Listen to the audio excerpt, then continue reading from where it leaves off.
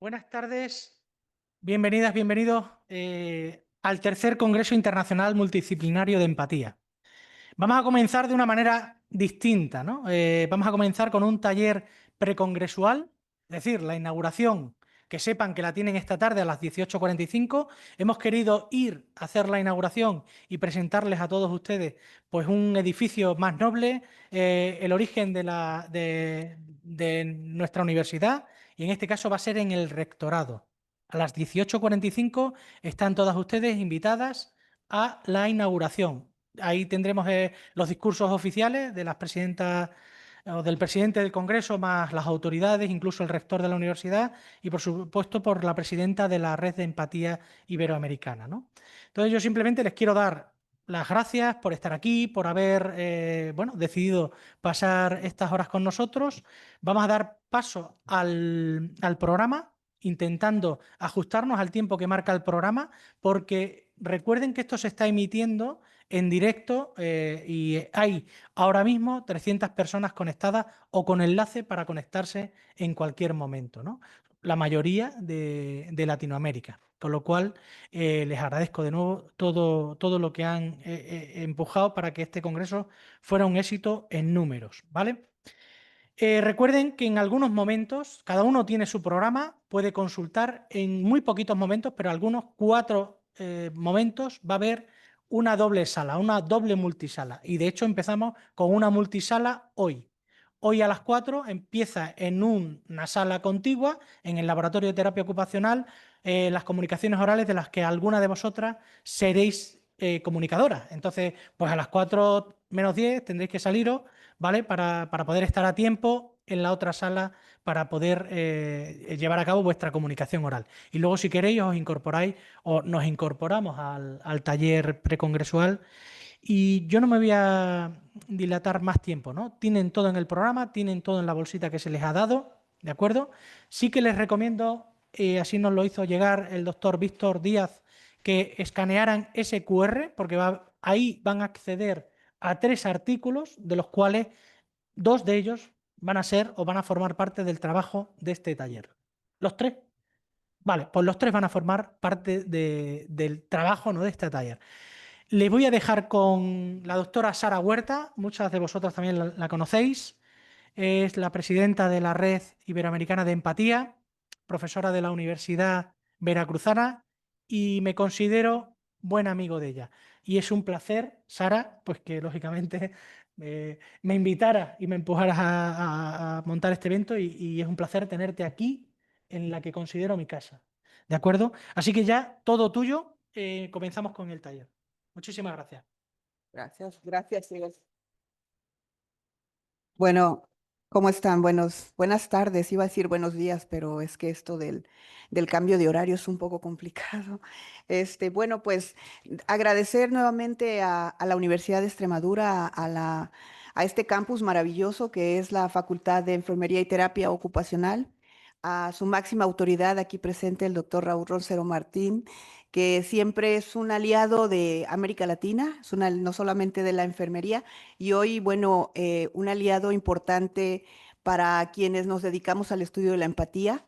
Y este congreso es tan significativo no solo por lo que aporta al estudio de la empatía, sino porque es la puerta o el puente, decimos nosotros en la red, el puente que nos acerca con la comunidad en Iberoamérica. Entonces, estamos muy contentos y contentas de tener esta oportunidad. Y por supuesto, pues esto no sería posible sin la presencia virtual de toda la comunidad científica, académica y estudiantil que nos están viendo. Tenemos a 280 colegas del Perú conectadas vía online y otros tantos en México, en Colombia, que hasta Colombia le mandamos un abrazo a nuestra querida Luz Marina Alonso, que es vicepresidenta de la red y que por cuestiones de fuerza mayor no pudo estar presente aquí, la extrañamos. Le mandamos un cordial saludo, ya está conectada en estos momentos. Y por supuesto a todos los miembros de la red que están en República Dominicana, en El Salvador, en Argentina en estos momentos, por supuesto en México. en Portugal y bueno, quienes están aquí en el esfuerzo enorme de manera presencial, sean bienvenidos y bienvenidas. Y bueno, nosotros quisimos, como ya lo platicó el doctor Fidel, comenzar con una actividad precongreso, porque nos parece muy importante el poder hacer este ejercicio. Y tengo el honor, y más bien también el gusto, de ser quien presente al doctor Víctor Patricio Díaz Narváez, que para nosotros es una institución, porque prácticamente el doctor Víctor funda el grupo en América Latina para el estudio de la empatía. La aportación que hace el doctor Víctor es tan significativa al fenómeno de la empatía y con agrado les tengo que decir que tiene el reconocimiento de la Universidad de Jefferson como el fundador del grupo de investigadores que más ha aportado al estudio de la empatía en el mundo. Entonces no son palabras menos. De hecho, doctor, si me permite, el doctor ha sido galardonado dentro de toda su larga trayectoria. Hoy nos han dado la noticia hace unos días del el galardón que le hace el reconocimiento la editorial de Elsevier y la Universidad de Stanford por ser uno de los 200 investigadores más citados en el mundo. Estamos hablando del 2% de los investigadores en el mundo y tenemos la fortuna de tenerlo con nosotros. Así que para quienes no lo conocen, pues están ante una eminencia en la ciencia, pero además un buen amigo. Entonces, para que tampoco se pongan tan nerviosos, todos nos relajemos. Finalmente, la red de eso se trata, porque somos un grupo de académicos, de científicos, pero también somos ya una hermandad y eso realmente nos llena muchísimo de orgullo. El doctor Víctor Patricio Díaz Narváez es académico e investigador de la Universidad Andrés Bello, del hermoso país de Chile. Lleva muchos años como profesor, tiene una trayectoria larguísima, enseñando metodología de la investigación, estadística, entonces es un experto en lo que vamos a ver hoy. Hoy la empatía no solamente significa el poder ponernos en el lugar de otro, ¿no? Sino también es una variable psicológica a través de la cual tenemos que aprender a medirla de una manera objetiva. Entonces, esta actividad nos va a permitir no solamente adentrarnos de una manera teórica al constructo o al concepto de la empatía, sino que también podemos aprender esta utilidad práctica para poder medirla, que es tan importante. Entonces, doctor Víctor, le voy a ceder el micrófono, se lo voy a prestar un ratito, Gracias, un ratito. para que tenemos 3 horas para desarrollar este taller.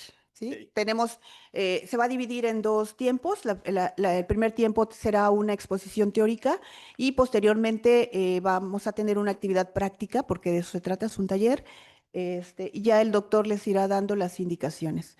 Tenemos aquí afuera el área de aseos, de baños, por si alguien quiere tomarse el tiempo para salir sin ningún problema. ¿Sí? Entonces, adelante, doctor. Gracias.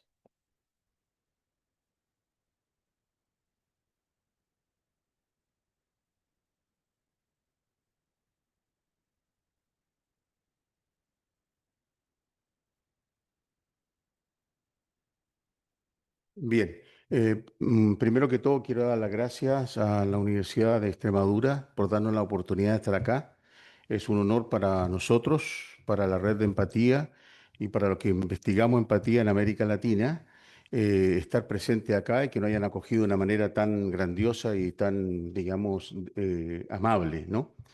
Entonces, bajo la égida de esta, digamos, emocionante, digamos, recepción que hemos tenido, vamos a hacer un pequeño taller para poder analizar, digamos, las condiciones básicas, yo diría, ¿no?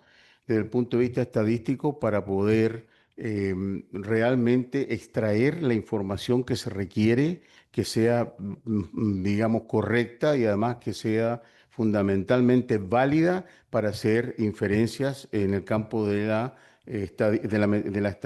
quiero decir, de la estadística, pero también de la empatía, que también es útil para cualquier otro atributo que tenga la característica como las tiene la empatía. Bien, entonces vamos a comenzar.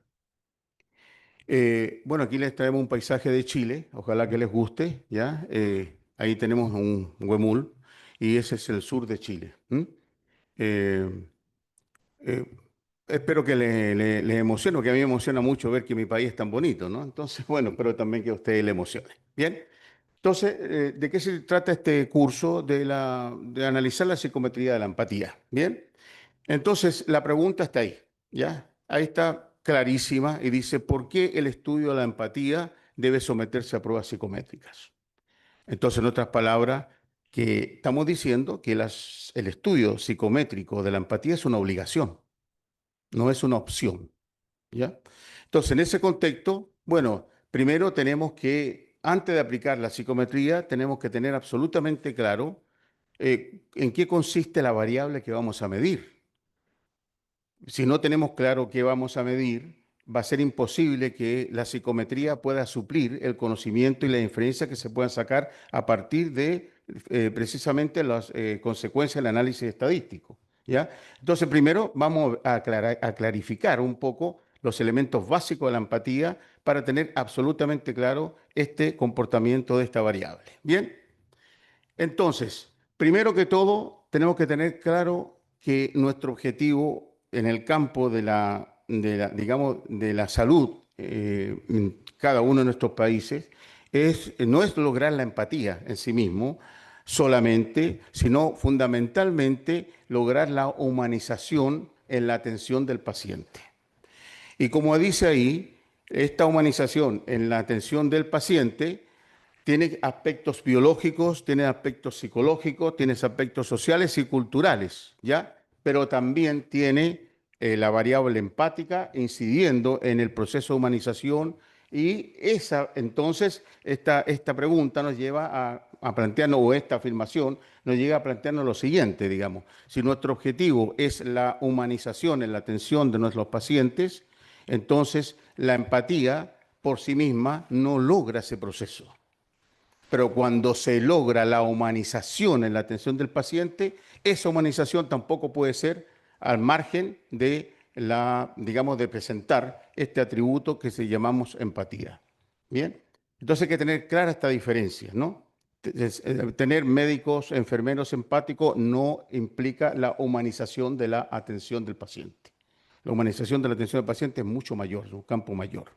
Entonces, ya situando geográficamente esta empatía, este valor de la empatía, entonces, ¿cuáles son los principios claves que tiene la humanización? Bueno, ahí ustedes los ven. Enfoque en la persona, atención integral, empatía y calidez, relaciones personales y dignidad humana. Esos son los elementos de la humanización. Y la empatía es un componente, entonces, de esta atención humanitaria, de humanización en la atención. Bien, entonces, tenemos que buscar definiciones o tenemos que tratar de encontrar algún elemento que nos sirva como un ladrillo fundamental para analizar este concepto de empatía. Y por lo tanto tenemos que apelar a estas definiciones. Hay una primera definición, ya, que le llaman lo que se denomina normalmente la empatía clínica. ¿Y qué es lo que nos dice la empatía clínica? Que es un atributo o un mecanismo cerebral predominantemente cognitivo en lugar de afectivo o emocional. Y ustedes ven que se puso en amarillo, ¿ya? Y lo quiero repetir, predominantemente cognitivo en lugar de afectivo y emocional.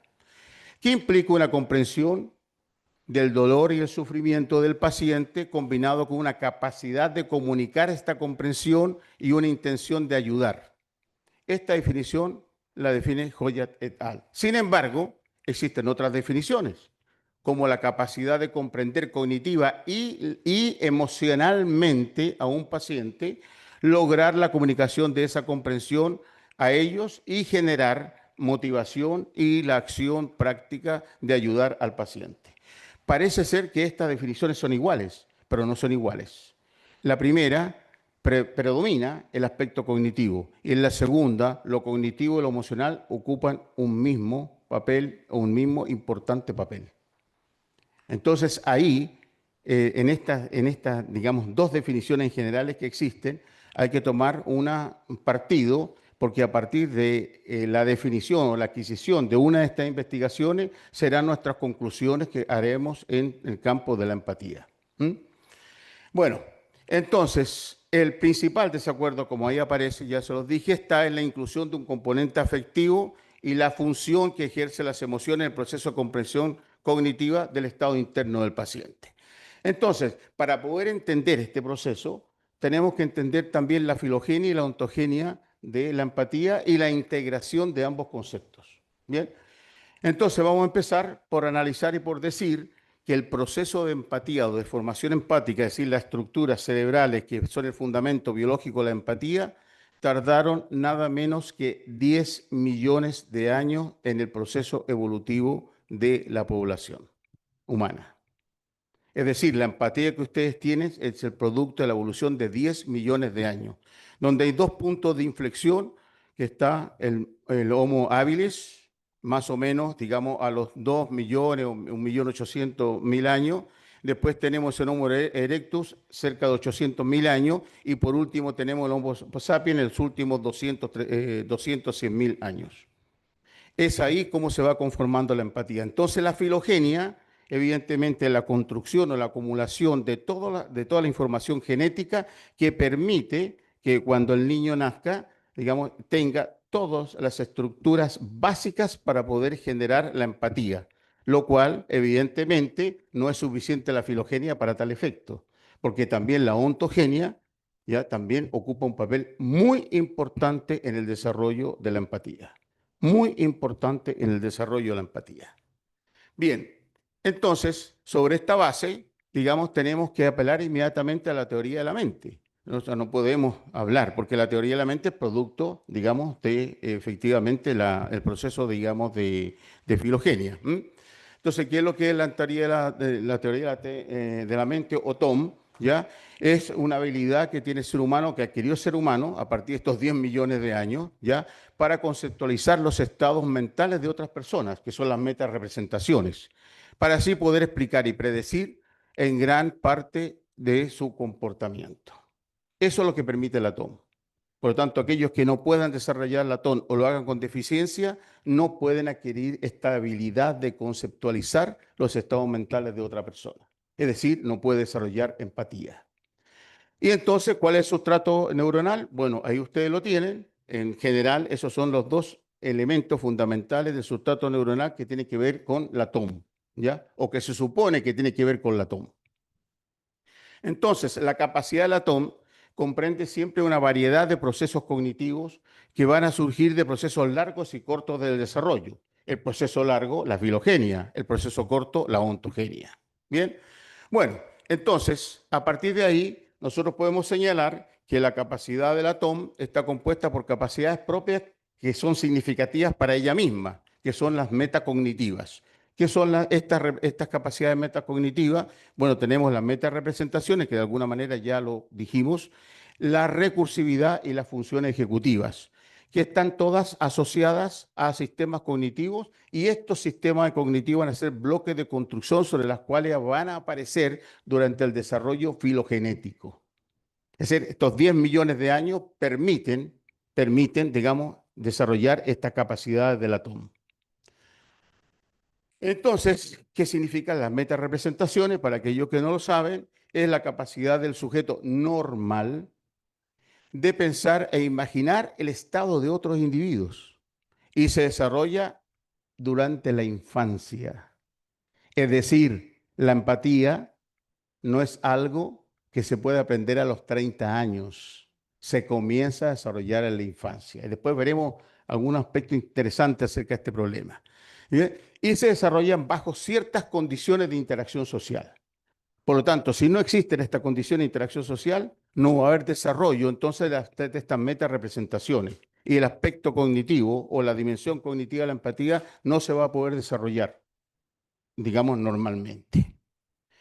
Entonces, la recursividad permite concebir nuestras propias mentes y las mentes de los otros. O sea, podemos diferenciarnos, no nos mezclamos. No, en algunos casos, digamos, nuestras emociones pueden, digamos, permitirnos poder adquirir las emociones o sentir o comprender las emociones de otros, pero no significa que vamos a mezclar nuestras emociones con otros, porque ahí se pierde la objetividad en la atención al paciente. Pero eso es lo que nos permite la recursividad. Y por último, la función ejecutiva, que son las actividades mentales complejas para adaptarse eficazmente al entorno y alcanzar las metas. Esos son, digamos, los tres aspectos fundamentales.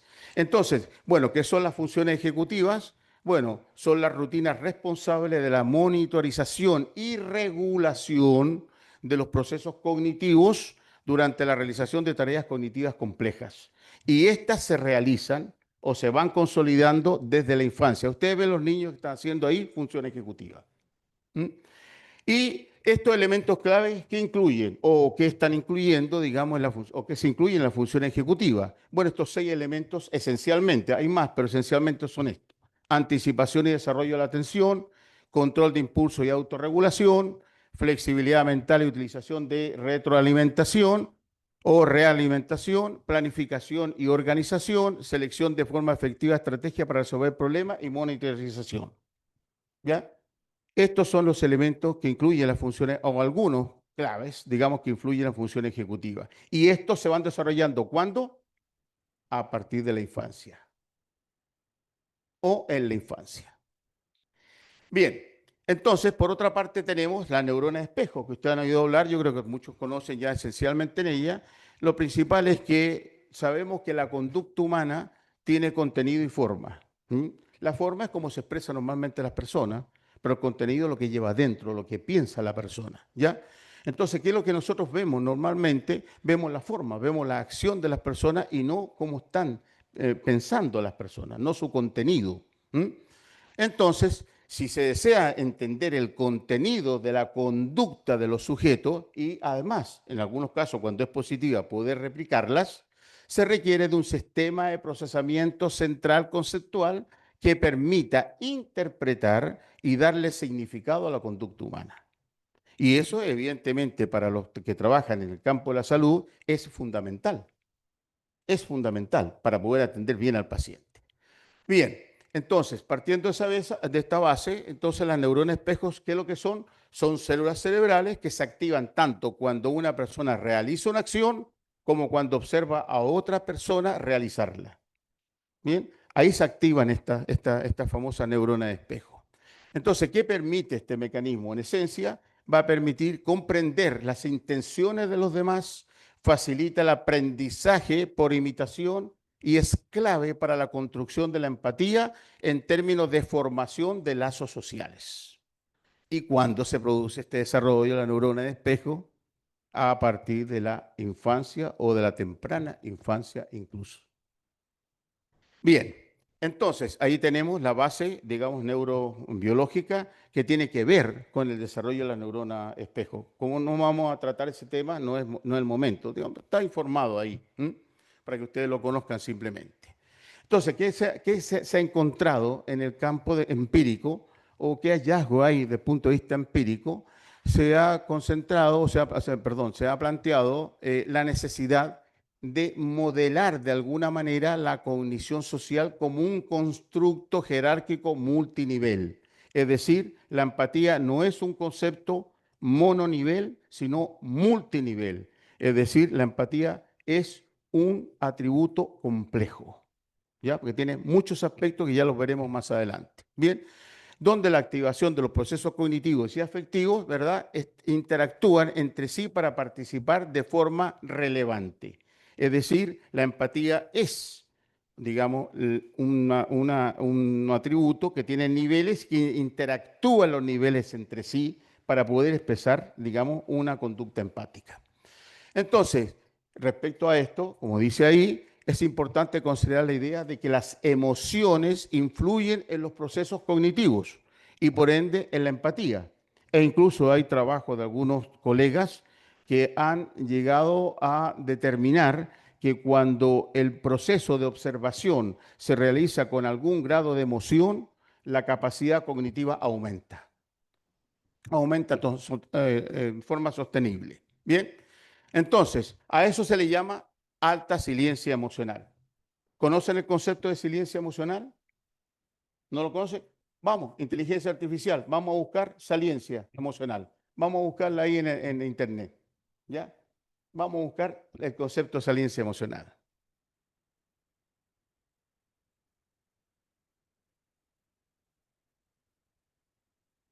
Saliencia emocional. Bueno, ya lo ubicaron.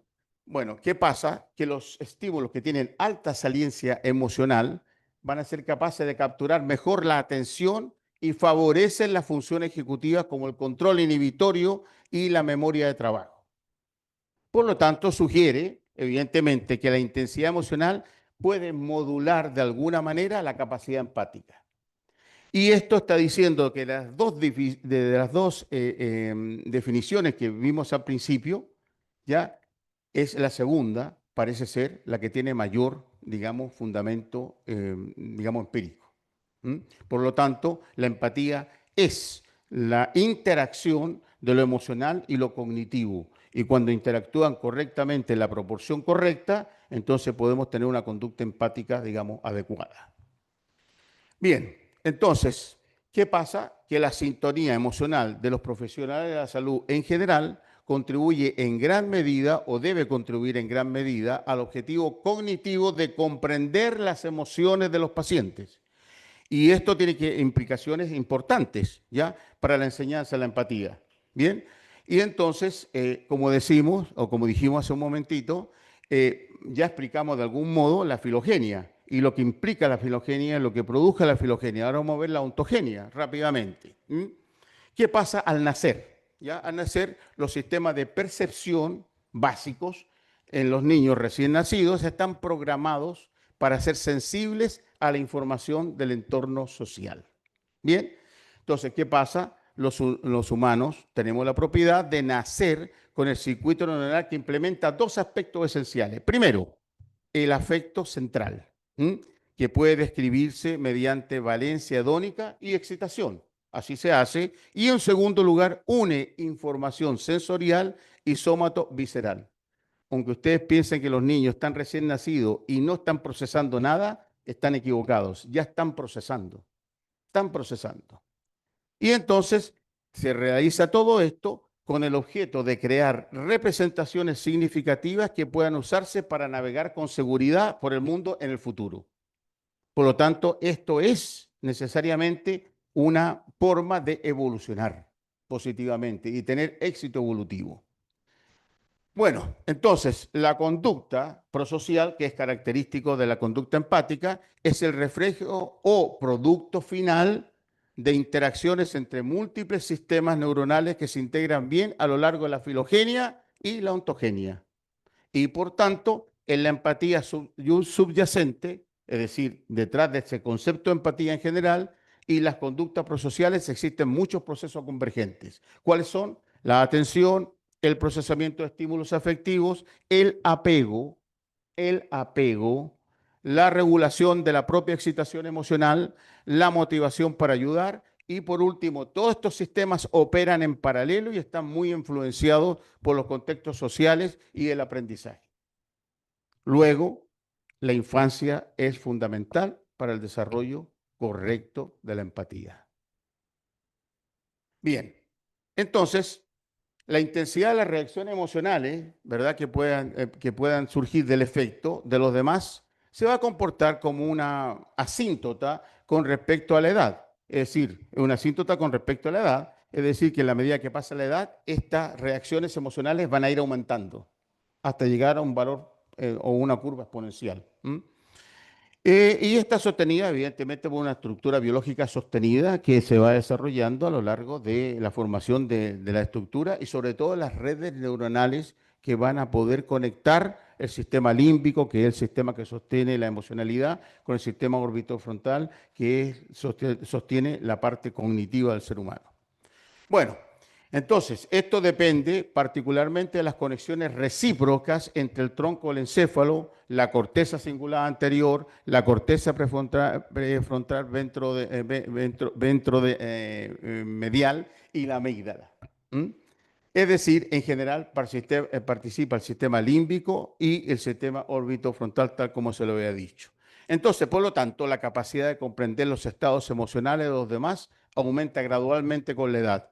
Y también la maduración del lenguaje, la función ejecutiva y las habilidades mentalizadoras. Bueno, y esto es crucial, evidentemente, para decodificar emociones confusas, interpretar reguladores situacionales del afecto y comprender el afecto no expresado. Bien, entonces, ¿a qué extremo llega la situación cuando este desarrollo no se realiza en un momento normal, con un ambiente normal? Vamos a tomar un solo caso, el maltrato infantil. Solamente un solo caso. ¿Qué implica el maltrato infantil? Que es un elemento ontogénico que puede influir en la construcción de la empatía. Altera todo este tipo de cosas. Primero, altera el desarrollo neurológico y retrasa la maduración cerebral. Si retrasa la maduración cerebral, puede retrasar entonces la posibilidad de desarrollar los componentes cognitivos y emocionales del cerebro, ¿no? Que sostienen el cerebro, ¿no? Que tienen, digamos, estos efectos a partir de ciertas bases del cerebro. Sus consecuencias pueden fluctuar desde la afectación de la capacidad de atención hasta el déficit de desarrollo intelectual. Si hay un déficit de desarrollo intelectual, no hay desarrollo cognitivo. Si no hay desarrollo cognitivo, no puede haber empatía. Influye negativamente en los procesos de neurogénesis, de mielinización y poda neuronal. ¿Qué les parece? Con consecuencias sobre el sistema límbico y, evidentemente, la corteza cerebral. Y por último, existe la hipótesis de vulnerabilidad cerebral que nos muestra o nos dice que un daño puede implicar un neurodesarrollo posterior que no será equivalente al camino que pudo tomar sin el daño producido. Es decir, si no se hace lo que hay que hacer para el desarrollo empático del niño y del ser humano en su momento, se perdió la oportunidad y no hay posibilidad de recuperar. Entonces, estamos de acuerdo que la empatía ya no es algo tan fácil como nosotros podíamos pensar, ¿verdad? Es un asunto muy complejo, muy complejo. Bien, entonces, ¿qué pasa con la neuroplasticidad? Aún aduce que la neuroplasticidad puede solucionar este problema, ¿ya? Bueno, no todos los niños, evidentemente, que se ven afectados negativamente de esta manera, reaccionan con una mala empatía. Han habido niños que superan, digamos, esta situación, ¿ya? Pero, digamos, la neuroplasticidad consiste que existe una capacidad del tejido neuronal consistente en modificar la función y las respuestas cerebrales, permitiendo así una respuesta diferente de un recuerdo vívido, por ejemplo, la resiliencia, ¿ya? La resiliencia puede colaborar en que no exista un efecto sobre el desarrollo de las conexiones neuronales en el desarrollo del niño, ¿no? Pero la neuroplasticidad se produce como resultado de la mejora de algunas vías sinápticas, y no todas las vías sinápticas, en lugar de otras actividades que estimulan el desarrollo sensorial, motor y del lenguaje específico. Entonces, esto se observa especialmente en niños menores de 7 años y continúa en menor grado hasta mediados de la adolescencia, ¿ya? Pero disminuye significativamente alrededor de la tercera década de la vida, cuando el cerebro alcanza ya la madurez y se completa la mielinización.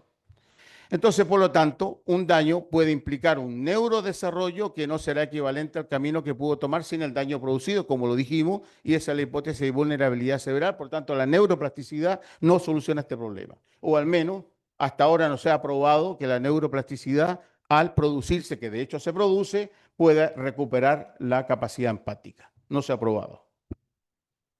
Bien, entonces, ¿cuáles son las dimensiones que tiene la empatía o el multinivel de la empatía? Que hay que saberlo muy bien, hay que tenerlo muy consciente, ya que, digamos, todas las ciencias que han estudiado este aspecto, digamos, considera que hay 3 dimensiones importantes que hay que considerar cuando se trata de la empatía del profesional de la salud con el paciente. Primero, la adopción de perspectiva. La segunda, la capacidad de entender el mundo subjetivo del otro. Y por último, la empatía afectiva, que están interactuando entre sí. No se pueden separar digamos, en la actitud o la acción empática. Vamos a ver entonces esas dimensiones. ¿Qué es la toma de perspectiva? Es un elemento, una dimensión cognitiva, ¿ya? ¿Qué significa? ¿Qué nos dice esa toma de perspectiva? Es la comprensión o la capacidad de comprensión intelectual o imaginativa respecto a la condición del otro, comprensión racional de la experiencia del otro. ¿Qué es caminando los zapatos del paciente? Que muchas veces se le atribuye, desgraciadamente, como la única capacidad empática que explica toda la capacidad empática o explica toda la actitud empática, lo cual es un error como estamos viendo. Entonces, caminando los zapatos del paciente es también cognitivo. ¿Qué es lo que es o en qué consiste el entendimiento de la subjetividad del pensamiento del otro, manteniendo el principio de objetividad? Y por último, el cuidado compasivo, que es la empatía afectiva, que se refiere a sentir lo que otra persona está sintiendo mientras permanecemos conscientes que no son nuestros propios sentimientos los que estamos sintiendo, sino los del otro o los del otro, ¿no? Y que implica una capacidad de compartir el estado emocional del paciente. Esos tres elementos interactúan entre sí y tenemos una actitud empática correcta u óptima. Bueno, a partir de esto entonces, que ya conocemos qué es la empatía, vamos a ver cómo se analiza la empatía o cómo se debiera analizar la empatía. Entonces, por lo tanto, vamos a entrar en el campo de la psicometría de la empatía, ¿ya? Y vamos a analizar este aspecto. Primero, tenemos que tener concepto claro de validez, pero el problema es que hay muchos tipos de validez. Vamos a hacer un pequeño recorrido rápido. Esto no es una clase de metodología de investigación ni una charla de metodología de investigación, pero vamos a hablar de validez de una variable que es el grado en que un instrumento o método mide con precisión lo que pretende medir. Ese es el objetivo de hallar validez. Ahora hay tipos de validez. Tenemos la validez convergente, tenemos la validez discriminante, tenemos que ver la validez interna y externa, tenemos la validez concurrente y tenemos la validez predictiva. Y ahí está definida cada una de ellas. ¿Ya? No lo vamos a discutir porque tenemos que marchar un poquito rápido. Pero existen todas esas. Pero la que nos interesa a nosotros, para precisamente el estudio de psicometría, es la validez de constructo. Es decir, que esto se refiere a si una prueba o un instrumento mide el concepto teórico o constructo que realmente se pretende medir. En este caso, la empatía. ¿Bien? Entonces, eso es validez de contenido que determina si el contenido de una prueba o medición representa completamente al constructo o área que se va a medir. Bueno, entonces, a partir de esto, la psicometría permite confirmar la validez de constructo. Y eso es lo que vamos a ver ahora, de manera rápida. Aquí tenemos un ejemplo de una prueba, de un trabajo que nosotros publicamos recientemente junto con la red de empatía, ¿ya? Que se trata de la resiliencia como un predictor de la empatía en estudiantes de odontología en Latinoamérica, un estudio multicéntrico. A partir de esto que ustedes lo tienen, ustedes lo pueden ir viendo ahí porque está dentro de los papers que se les dio a ustedes, que se instruyó para que ustedes lo tuvieran. Bien, bueno, entonces, ¿qué vamos a analizar aquí? Primero, pasos esenciales en la psicometría en el estudio de la empatía.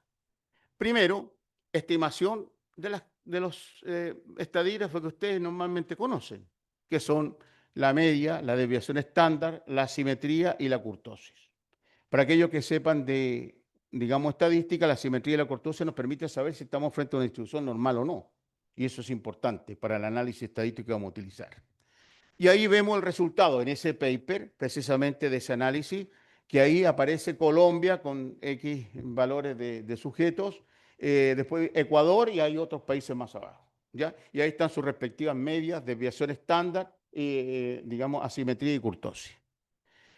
Bueno, entonces el segundo paso es el análisis factorial confirmatorio, ¿ya? Medidas de ajuste del modelo que se tienen que calcular para saber que estamos en presencia de de una correcta medición de este instrumento, ¿ya? Hay análisis también confirmatorio exploratorio, que eso se hace bajo determinadas condiciones, pero no es el caso de hacerlo ahora, ¿no? De decirlo ahora. Vamos a asumir que tenemos un tamaño de muestra muy grande que nos permite aplicar ese análisis confirmatorio, factorial confirmatorio. Entonces, ¿cuáles son los estadígrafos? Primero el chi cuadrado, todo el mundo lo conoce, que es la diferencia entre valores observados y esperados. Evidentemente, digamos, tenemos el índice de ajuste comparativo, tenemos el índice de Tucker-Lewis o índice de ajuste no normalizado, tenemos el error cuadrático medio de aproximación y tenemos el residuo cuadrático medio estandarizado. ¿Para qué sirven estas cosas, verdad? Bueno, aquí lo vamos a ver. ¿Qué evalúa el CFI? Y fíjense lo importante que es ahora, y presten atención porque esto es importante para saber si estamos haciendo bien las cosas desde el punto de vista estadístico o si lo estamos haciendo mal. Y si vamos a poder obtener o tener tal vez la capacidad o la probabilidad alta de poder, digamos, asumir algunas conclusiones con cierta probabilidad y poco error. Cierta probabilidad de certeza y poco error. ¿Qué evalúa el CFI? O sea, el índice de ajuste comparativo. Evalúa que también un modelo estadístico se ajusta a los datos en comparación con un modelo de referencia, como un modelo nulo, por ejemplo, como en un modelo nulo donde no hay diferencias entre variables. Es decir, el CFI nos está diciendo que nuestro modelo estadístico se ajusta muy bien a los datos y está bien. ¿Ya?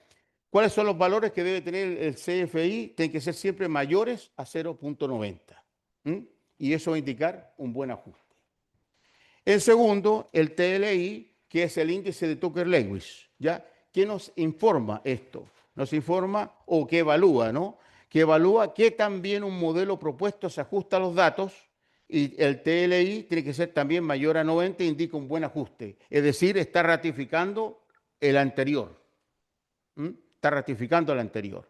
Y eso es bueno, ¿ya? ¿Qué es lo que es el RMSA? Es decir, el error cuadrático medio de aproximación. ¿Y para qué nos sirve? Es un índice de ajuste que mide la varianza no explicada por el modelo por grado de libertad, representando, esto es lo importante para ustedes, ¿no? Representando el error de aproximación del modelo a la población real. Es decir, cuánto se separa nuestra población que estamos estudiando de la población que idealmente sería real. Evidentemente, si hay un ajuste, significa entonces que nuestra muestra podría ser perfectamente considerada como representativa de la población y podemos hacer inferencia a partir de la muestra hacia la población. Muy importante. Y el último, el SRMR, evalúa que se llama residuo cuadrático medio estandarizado. Usted sabe que los estadísticos siempre ponen nombres raros, ¿ya? Evalúa la discrepancia promedio entre la matriz de correlaciones observada y la matriz de correlaciones predichas por el modelo. Por tanto, si ese ajuste se produce, significa entonces que todas las correlaciones que hemos encontrado en nuestra muestra son representativas de las correlaciones que existen en la población. ¿Ya? Entonces, cuando estos digamos, análisis factoriales resultan positivos, resulta entonces que podemos trabajar con la muestra con absoluta tranquilidad y podemos calcular las medias digamos, de cada una de las dimensiones, podemos comparar las dimensiones entre sí. No, todavía no. Digamos, podemos trabajar y medir, digamos, el comportamiento con la media digamos, de la empatía y cada una de sus dimensiones. Bien, y ahí tienen el ejemplo del resultado en el paper, ¿ya? Bueno, entonces ahora la confiabilidad es muy importante, ¿ya? Aquí hay dos medidas de confiabilidad que son muy importantes que deben ser tomadas en cuenta y deben ser calculadas, ¿ya? Primero, digamos, el alfa de Cronbach, muy conocida, pero también el omega de McDonald, ¿ya? Que es importante. Bueno, el índice, el alfa, digamos, alfa de Cronbach, es un índice estadístico que mide la consistencia interna de un conjunto de ítems o escalas, que es importante que tenga consistencia interna, ¿ya? Ya que la empatía tiene 20 ítems. Y el omega indica un estadístico para calcular la confiabilidad de un instrumento de medición superior al alfa de Cronbach, porque se basa en las cargas factoriales y el constructo objetivo. Entonces, es importante calcular los dos. Y ahí tiene el resultado del cálculo de los dos. Bien. Y entonces, ahora, invarianza del modelo. ¿Ya? ¿Qué indica la invarianza del modelo o qué mide la invarianza? Es la medición que es un principio estadístico, ¿no? Que establece si un instrumento modelo mide el mismo constructo de la misma manera entre diferentes grupos a lo largo del tiempo. Es decir, si yo quiero comparar los niveles de empatía de una escuela de medicina digamos, de Cáceres con respecto a una escuela de medicina de Madrid, Si no se cumple el problema, la invarianza del modelo, no se pueden hacer las comparaciones. No se pueden hacer las comparaciones. Por lo tanto, las comparaciones entre hombres y mujeres, que es muy usual, ¿ya? Y se hacen cuando no se demuestra invarianza del modelo, podemos considerar que son datos que pueden ser perfectamente erróneos y no confiables. Bien, aquí se evalúan diferentes niveles de invarianza del modelo. Tenemos la invarianza configural, que implica, digamos, o dice que existe una igualdad en la estructura de los modelos. La invarianza métrica, que nos dice que las cargas factoriales son equivalentes, tienen la misma carga factorial, todos los, digamos, los ítems. Que la invarianza escalar es otra que implica intersecciones o umbrales de invariantes, ¿ya? Para evitar precisamente, digamos, que no se produzcan estas intersecciones. Tenemos la invarianza estricta, que es una síntesis de todas las demás, que implica la igualdad entre grupos de la estructura factorial, que es configurar las cargas factoriales, los interceptos y las varianzas de error de los ítems, ¿ya? De tal manera, estimados, que cuando tenemos invarianza estricta, ya con un valor adecuado, podemos tener la seguridad que los grupos son exactamente iguales. Bien, entonces, alcanzar estos niveles es crucial para asegurar que las comparaciones entre grupos sean válidas y no se deben a diferencias en cómo se miden las variables. Tenemos dos grupos que son iguales, se comporta el modelo de la misma manera, podemos compararlos.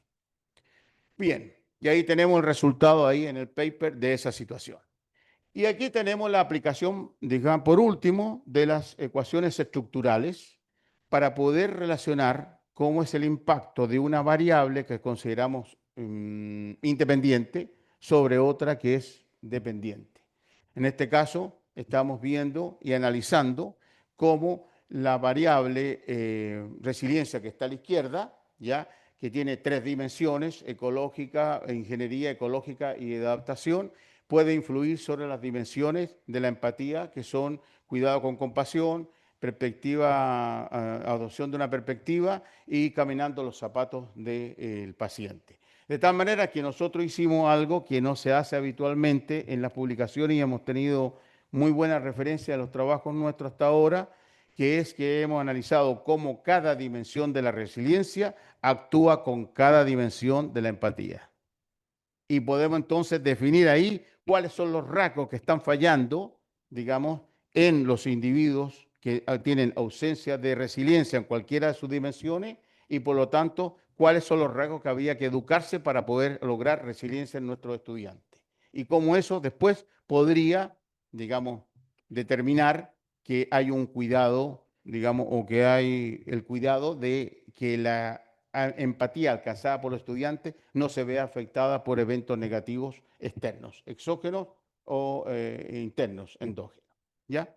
Y eso es el problema de la psicometría de la empatía y así es como lo estamos trabajando nosotros. Entonces, ¿qué vamos a hacer ahora? Ustedes tienen tres artículos. Entonces, lo que vamos a hacer ahora es formar grupos.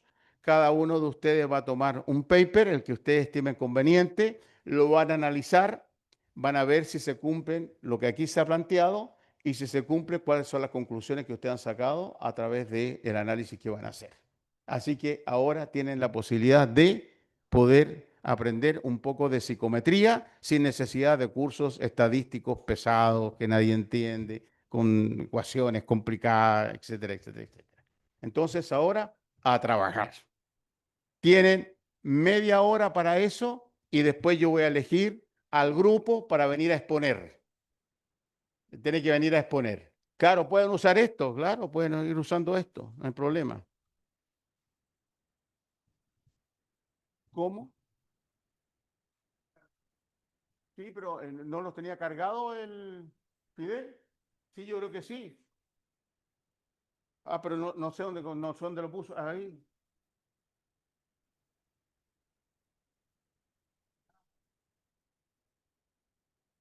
No, lo sacó. Lo sacó, hay que buscar. No, que no sé dónde lo puso, tendría que ver.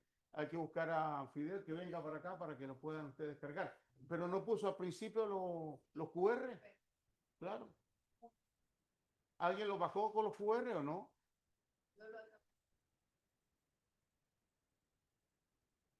¿Puede buscarlo ahí?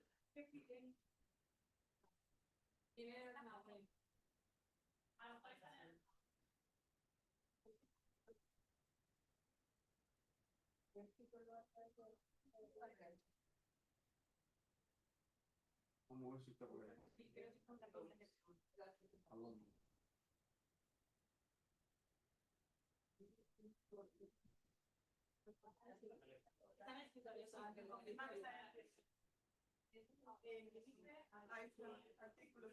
Ahí está. Ya, ahí está. Ahí está el artículo. Ya. A buscarlo. Ahí está.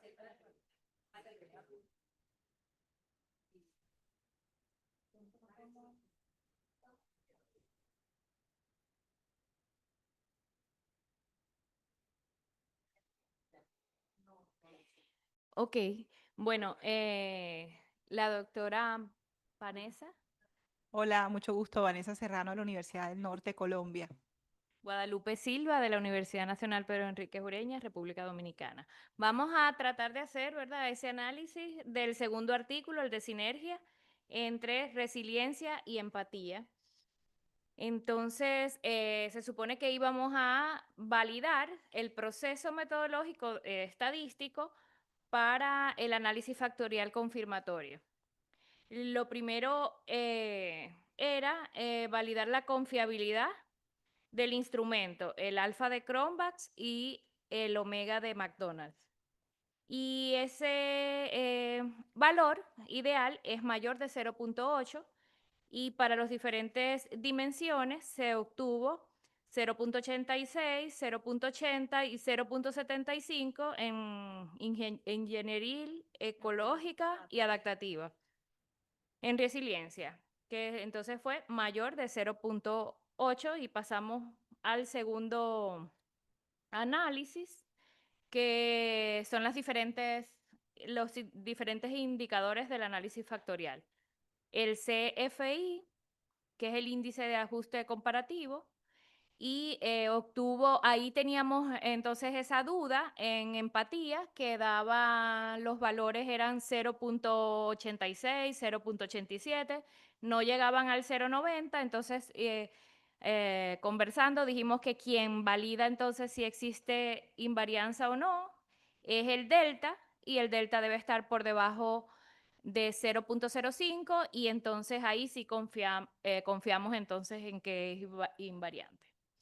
Y Empatía y resiliencia. entre empatía y resiliencia. Y asimismo, los otros indicadores, las otras pruebas, el índice de Tucker-Lewis, el RMSA, SEA y el SRMIR, bueno, el primero, el TLI, fue mayor de 0.90. Quiere decir que sí se visualiza la invarianza. Y los otros dos tenían que ser menor de 0.08 y todas las medidas dieron menor de 0.08. Entonces, ahí pasamos a evaluar lo que era la invarianza del modelo, que era la configurar, la métrica, la escalar y la estricta. Entonces, ahí confirmamos los valores y todos están por debajo de 0.03. Quiere decir, entonces, que todas estas medidas nos dicen que sí podríamos comparar y que el modelo es invariante y que podemos proceder a comparar resiliencia con empatía. ¿Me permites un momentico? Sí, revisamos el paper específicamente de sinergia entre empatía y resiliencia de estudiantes. Entonces, revisamos Universidad del Norte, sí. Y revisamos específicamente la tabla 3, que hacía como ese análisis de invarianza en cuanto a género, empatía y resiliencia. Y ahí fue donde pudimos revisar cada una de estas medidas, que todas estaban dentro de los parámetros establecidos, por lo cual podemos concluir que sí hay invarianza. y que se pueden comparar entonces los resultados entre mujeres Sí. y hombres. Y hombres por cada una de las dimensiones de cada test, por el test de empatía y el test de resiliencia. Entonces, el artículo después muestra la figura donde se visualiza la interacción entre los componentes de empatía, de resiliencia y los componentes de empatía, viendo cómo entonces, bueno, ya esto no es parte de, pero se puede visualizar cómo efectivamente el componente, por ejemplo, ingenieril fue positivo, pero no significativo, pero, por ejemplo, el componente ecológico interactúa con el cuidado con compasión, la toma de perspectiva y ponerse en los zapatos del otro de una manera positiva y significativa. Y asimismo, el componente de adaptación que interactúa con los tres componentes de la empatía de forma positiva y significativa.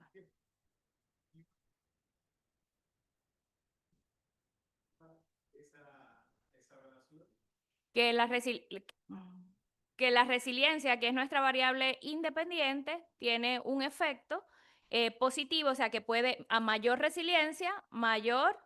No, eso quiere decir que los sujetos tienen los rasgos suficientes bueno, sí, exacto, esa es la forma. y Sí, para hacer esto. Así se interpreta eso. ok, sí.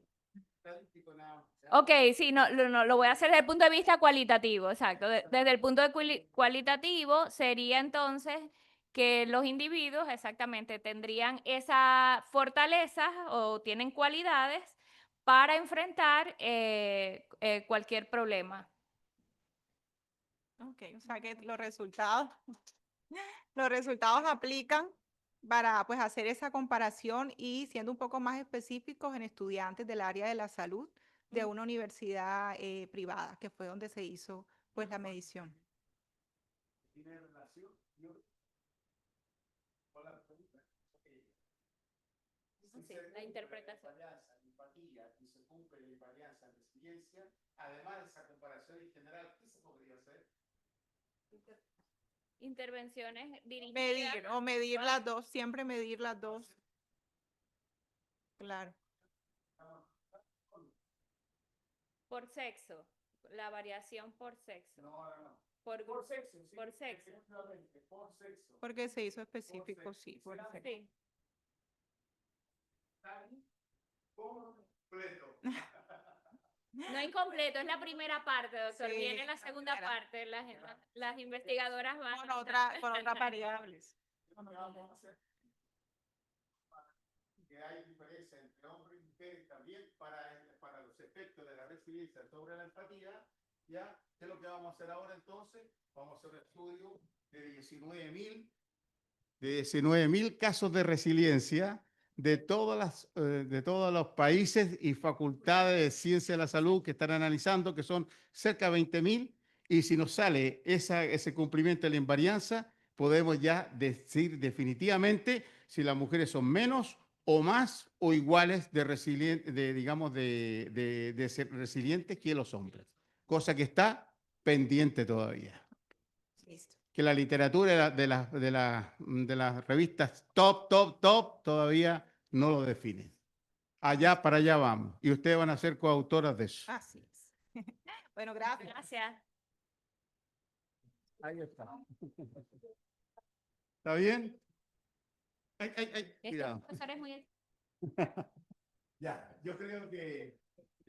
No, está bien. Ya, yo creo entonces que cumplimos el objeto, digamos, el objetivo que teníamos para esto. O sea, si hacemos un pequeño resumen, aquí, digamos, podemos entender lo siguiente. En primer lugar, ustedes no tienen por qué entender esa monstruosidad de valores y números. Tienen que entender el efecto que significa eso, nada más, ¿ya? Sobre las variables que ustedes están estudiando. Por lo tanto, conocer la psicometría no es nada difícil si entendemos qué significa que sean invariantes o no, qué significa que se cumpla el modelo o no. Eso es suficiente para ustedes, ¿ya? Y por eso tienen que tener, sí, un estadístico de confianza que cuando ustedes vayan le pidan a ustedes directamente lo que tienen que pedirle. Mira, yo quiero que me haga un análisis de confiabilidad y quiero que me utilice alfa y beta y punto. ¿Ya? Quiero que me haga un análisis, digamos, de factorial confirmatorio. Quiero que me haga un análisis de invarianza, así. Y él le va a dar los resultados. Y cuando le dé los resultados, le va a decir, mira, son invariantes. ¿Qué van a hacer ustedes? Ya saben lo que tienen que hacer. Entonces ahí le dice inmediatamente, ah, ya, entonces son invariantes, hazme el análisis de la comparación de hombres y mujeres. ¿Ya? Ah, no, son invariantes y además también se cumple el principio de, digamos, de una, digamos, una variable, digamos, se confirma que, que el modelo de la variable se cumple, entonces ustedes pueden decir, bueno, entonces ahora si se cumplen estas dos modelos de estas dos variables, quiero que me hagan un SEM, quiero que me hagan un análisis de qué, una ecuación estructural para ver cómo influye. Y cuando analicen esta influencia, no analicen que es mayor o menor, sino que vean primero resiliencia, ¿qué es lo que es? Resiliencia es la capacidad de resistir. ¿Y qué se requiere para resistir? Se requieren estos rasgos. Entonces, cuando es positivo es porque tiene los rasgos. Y si es negativo es porque no los tiene. Entonces, la intervención, ¿por dónde vendría? Por aquellos rasgos que son negativos, pero también por los positivos para reforzarlos más todavía. Exactamente. ¿Se dan cuenta de todas las implicaciones? Las implicaciones son más y menos, sino que las implicaciones tienen que ver con la variable. ¿Se dan cuenta? Cuando se trata de compasión, que es negativo sobre la compasión, entonces significa que esos rasgos están impidiendo que la compasión se pueda manifestar. ¿Se dan cuenta? Entonces hay problemas con la compasión en la dimensión de empatía. Entonces, así es como tiene que usted, digamos, interpretar los resultados y no desde el punto de vista estadístico como se lo enseñan en todas las carreras de estadística, ahí le meten números, le meten R y que si es, digamos, significativo o no. Acá, en estos estudios de este tipo, la significación es importante, pero no es determinante. Valores de beta pequeños son tan importantes como los valores de beta grandes, o sea, bueno, es un valor, ¿no? De beta grande y significativo, ¿no? ¿Por qué razón? Porque aquí, si es negativo, aunque no sea significativo, hay dos situaciones que se pueden presentar, ¿ya? Que el número sea, digamos, pequeño, pero si es negativo, es ausencia o disminución de algunos rasgos. En pequeña magnitud, pero hay una deficiencia en los rasgos. Entonces hay que solucionar ese problema. Y si es significativo y altamente significativo, es 0.8 o 9, es porque realmente entonces algunos rasgos están realmente, no hay un déficit de rasgos, sino hay un déficit importante de los rasgos que le está efectuando, digamos, está, digamos, condicionando una actitud empática negativa en cuanto a la compasión. ¿Ya? Y lo otro, nunca piensen que los valores digamos, de correlaciones que se establezcan ahí, los valores de beta, sean altos. Porque si fueran uno todos, significaría que la empatía solamente depende ¿de qué? De la resiliencia y no de otros factores. Y eso es falso. Depende del funcionamiento familiar, depende de la personalidad, depende de N factores. Nosotros estamos estudiando 8 factores y estamos quedando chicos. Estamos quedando chicos. ¿Mm? Bueno, entonces, ¿se cumplió, creen ustedes que se cumplió el objetivo? Que aparentemente al principio era medio tedioso, pero así es como se aprenden las cosas. ¿Mm? ¿Está bien? Ya, pues, ¿les parece bien o no? Ya, entonces creo que hemos terminado, ya, porque creo que hemos terminado y hemos aprendido algo. Algo hemos aprendido. ¿Mm? Ya, bueno, ha sido un placer entonces y nos veremos ya pronto, pues yo voy a dar la conferencia final esa y ahí nos veremos. De todas maneras, cualquier duda que tengan, cualquier situación que quieran comunicarse conmigo, me avisan porque yo les tengo una tarjetita ahí, se comunican conmigo y no hay problema para el futuro. ¿Ya? Sí, sí. ¿Cómo? Pero claro, yo encantado, si quieren tomarse una foto conmigo, pues aquí el privilegiado soy yo. Aquí el privilegiado soy yo.